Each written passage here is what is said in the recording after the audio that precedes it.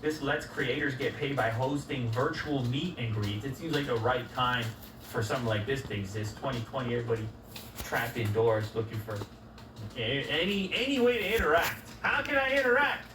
Let me Good interact. girl, Peyton. A product called Fundo. It comes out of Google's Area 120 incubator. Google is involved in so many different investments and startups, and it's hard to keep it all together, but this one is a product that lets an influencer, I hate the term influencer, it lets a person who posts stuff online for fans interact directly one-to-one or one-to-four to actually... Will's laughing right now. This reminds me of Cameo. Yeah, Cameo. Well, but Cameo, though, first of all, for those that don't know, Cameo is like you pay $5, $10, $20, and you get a shout out from a celebrity, right? Yeah. But you're not in a one-to-one interaction. You just get a video clip. It's not as intimate.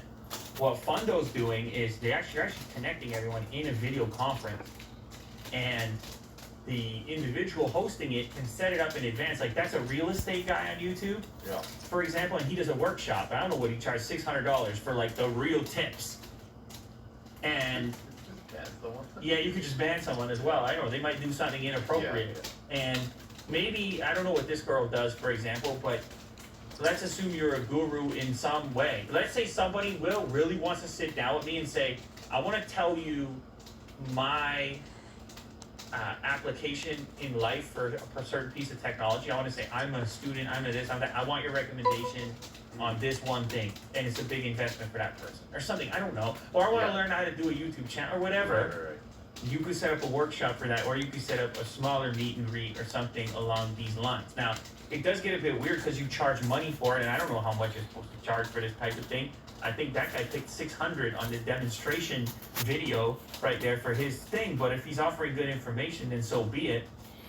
Either way, it kind of gets my wheels turning just about how interesting it would be for some people. I meet a lot of people in public, right? Yeah. And you have a personal exchange. And it's way different than what you can do through video. Because when people ask me for advice on tech or something like that, I always ask them something about themselves. I hit them with another question because it's not a blanket thing. You can't just come and say, this is the best thing for everyone. And that's actually irresponsible. Yes, and it's the problem with the whole review thing in many cases is that there has to be generalizations in order to do the review and put together the package. It's impossible to talk to everyone directly. The technology just doesn't allow for it. However, and I think anybody who's in this space could probably agree, when you meet somebody, you say, what are you going to do with it? Or I had an exchange with a fan the other day who asked me about going for an iPad or a MacBook, and then I asked him immediately, what are you going to use it for? And he said, well, I'm going to go to business school, and that influenced my decision on what I wanted to recommend. It's a very personal choice, these things, and so I look at the potential for a one-to-one connection as being sort of interesting. If this thing can get enabled, I don't know, maybe since it's a Google product, it could actually get embedded into YouTube at some point. Mm-hmm. This just gets my wheels turning. That's all it will. Right on. But for the time being, it's fundo.town. People, you can sign up and actually do this thing, I think, right away. I think you can actually test it out right now. Kanye West ended up on my news feed because he was recently in the hospital for too much texting. I think it was in my news feed because of the texting part, because there's a technology edge to it. I mean, to text, you gotta be on the smartphone, addicted to the smartphone. Maybe not addicted, but for whatever reason, get his smartphone messed up his thumb.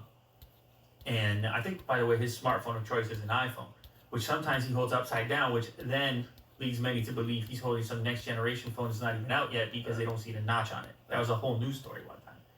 Anyway, the truth of the matter is a lot of people spend a lot of time on their phones, and our bodies aren't necessarily all that set up for it. You know, you get the neck crouched, and I remember reading people, all the neck surgeries in Korea going up, and you get the lower back and you're hunched, and I got to remind myself on the posture every so often with the phones and the screens. Willie do got to sit up straight as well. It's very contagious too. I got a new chair over there that's supposed to encourage it. I'm going to test that out soon as well. It's got like you'll see it in an upcoming video likely.